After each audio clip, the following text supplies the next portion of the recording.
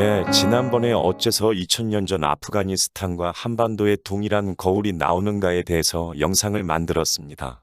한번 지난 영상을 보고 오시는 것을 추천드립니다. 지난번 이야기를 대략 요약하면 이렇습니다. 고조선의 성립에 대해서 북한 학자리 지리는 문헌 고증을 통해서 단군 신화에 나오는 삼이 태백은 감숙성 기련 산맥 남쪽의 삼이산과 한반도 북부의 태백산으로 봐야 한다. 이 주장에 대해서 최근에 유전자 분석 결과라는 새로운 데이터를 가지고 이 가설을 검증해 보았습니다. 이 시각으로 보면 고조선의 발상지 삼이산 지역에서 발행한 것으로 사마천의 사기에 기록된 월지의 해체를 통해서 어째서 2000년 전에 아프간과 한반도에서 동일한 거울이 나오는 가를 설명해 보았습니다.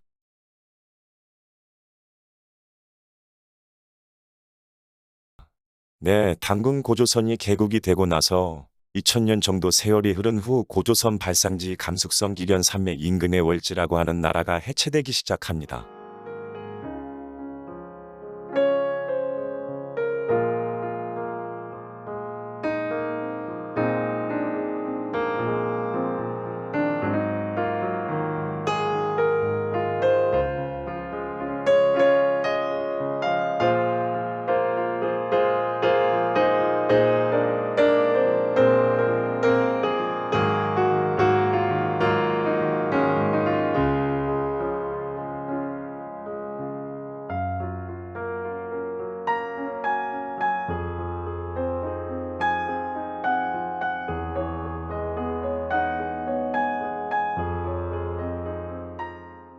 흉노오손 등에게 패배해서 당시 그리스인들이 있던 현재의 아프간 지역까지 이 월지 세력들이 이주해 갑니다.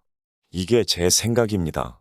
아프간과 고대 한국이 동일한 종교 신앙 코드가 나오는 것은 이것이 이유입니다.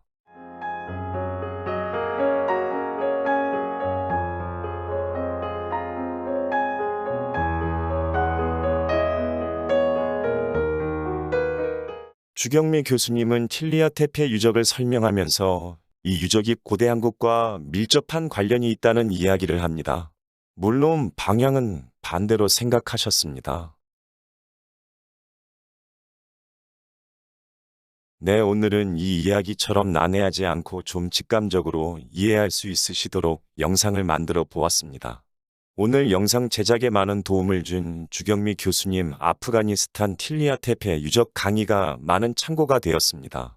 물론 저는 아프간 틸리아 테페 문화가 실크로드를 타고 신라에 영향을 미쳤다고 하는 주장이 잘못되었다고 생각합니다. 그러나 의견의 차이를 떠나서 한민족의 시원을 좀 넓은 시야로 바라보려는 시도는 바람직하다고 생각합니다. 특히 제가 최근에 관심을 가졌던 인도 히말라야 북부의 브록파족이 결국 한국 처용 문화의 원형일 것이다. 라는 제 추측을 확신으로 심어준 것이 이 주경미 교수의 틸리아 테페 연구입니다. 일단 이 부족들의 구전 자체가 자신들이 아프간 지역에서 왔다고 하는 것에 주목해야 한다고 생각합니다. 그들은 이 전승을 외부와 고립된 채로 2000년 넘게 유지해 왔습니다. 그리고 어찌 보면 당연하지만 이들과 틸리아 테페 유적을 보면 그 관계가 명확히 보입니다. 이건 마치 틸리아 테페 유적의 사람들이 타임머신을 타고 2000년 후로 날아와서 우리와 만났다고 해야 할 듯합니다. 네, 대략 봐도 비슷하지만 좀 세부적으로 보면 명확해집니다. 틸리아 테페 여사제에게서 강조된 것은 머리에 장식하는 금으로 된 꽃이지요. 물론 현재의 브록파 여인들이 금으로 된 꽃을 머리에 장식하지는 않지만 대신에 머리에 꽃을 장식하는 풍습은 이들이 2000년 넘게 지켜온 전통입니다. Their ruling philosophy in life is to maintain purity and stay away from pollution.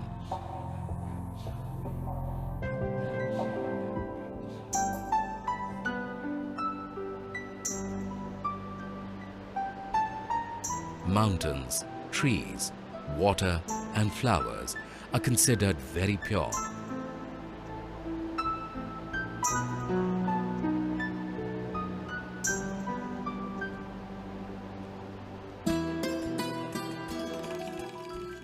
Thus, every Brokpa household grows flowers. The flowers are considered auspicious and are worn on heads.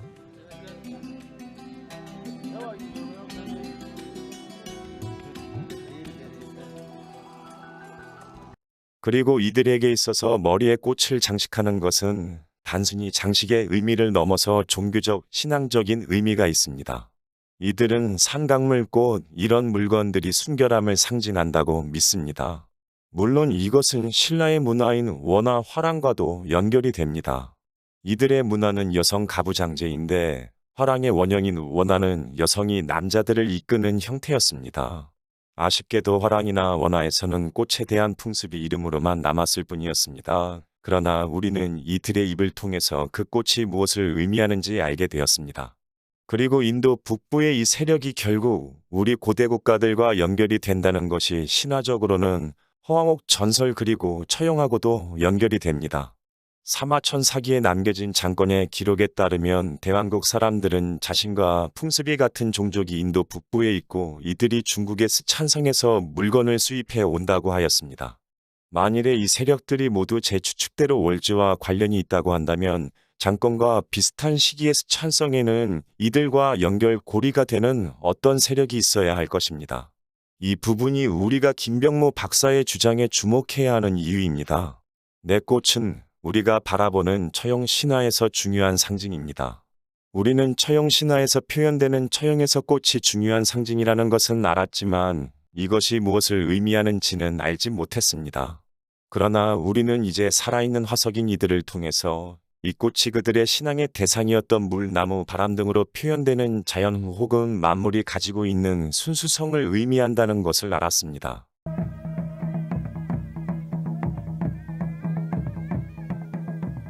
Men and women dance in abandon and exchange jokes and insults.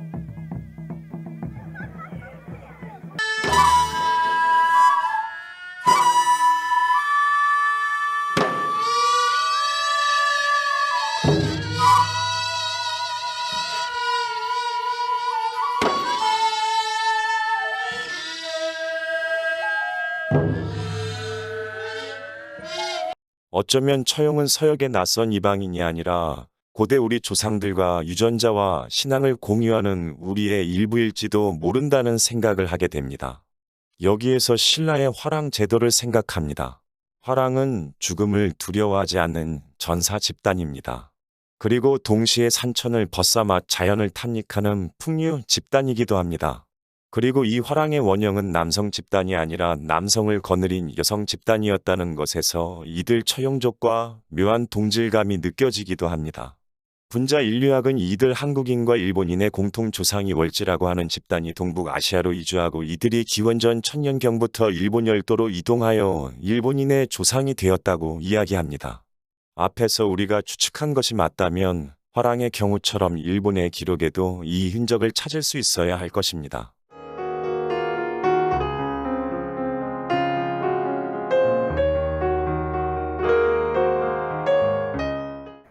The men, initially, it's a flirting game.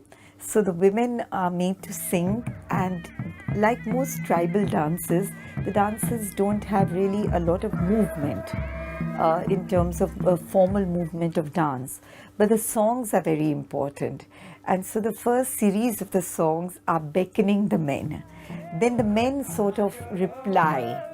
So it's like a kind of a flirtation which happens through music and narrative. There's also space for personal kind of interpretations and personal reaction. One of the songs sung in the festival speaks of the creation of the world. At the beginning, there was water all over the earth. When some of it froze, dust settled on the ice, and from this sprouted some grass. Soon, a juniper tree emerged from the earth, and gradually the whole universe came into being. 일본 서기에 기록된 이 일본의 창세 신화는 이렇습니다. 큰 나무 기둥을 중심으로 남과 여가 돌다가 여자가 먼저 남자를 유혹하는 이야기를 합니다. 그러자 남자가 어째서 여자가 먼저 이야기하는가? 내가 먼저 그대를 유혹하겠다고 이야기합니다. 그리고 이 남녀가 교합하면서 일본의 8개의 섬 중 만물이 탄생하게 됩니다. 분자 인류학은 일본에는 일본인이 없다고 이야기합니다. 현대 일본인들은 일본 원주민들의 후손이 아니라 91%가 한반도와 관련한 도레인들의 후손이라고 이야기합니다. 따라서 이 신화는 일본 고유의 토착 신화가 아니라 외부에서 그 원형을 찾는 것이 맞습니다. 이 담노주 탄생설화와 가장 밀접한 신화는 인도 북부로 이주한 월지 세력들의 후손들이 지금도 행하고 있는 축제와 매우 닮아 있습니다. 이 신화는 아마도 여자가 먼저 남자를 유혹하는 것이 원래 이야기였을 것입니다. 왜냐하면 이 브록파 민족 혹은 월지 세력의 일부는 여성 가부장제 사회이기 때문입니다.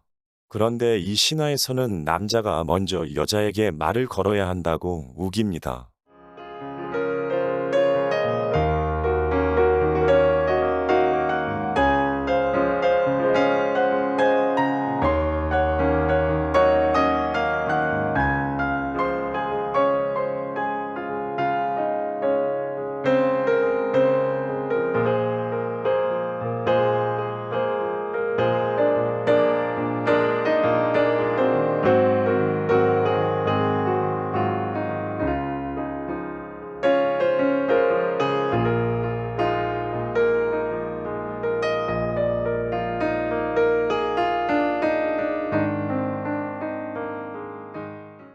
중국 정서의 기록에 따르면 일본은 여왕 히미코가 지배하던 사회였습니다.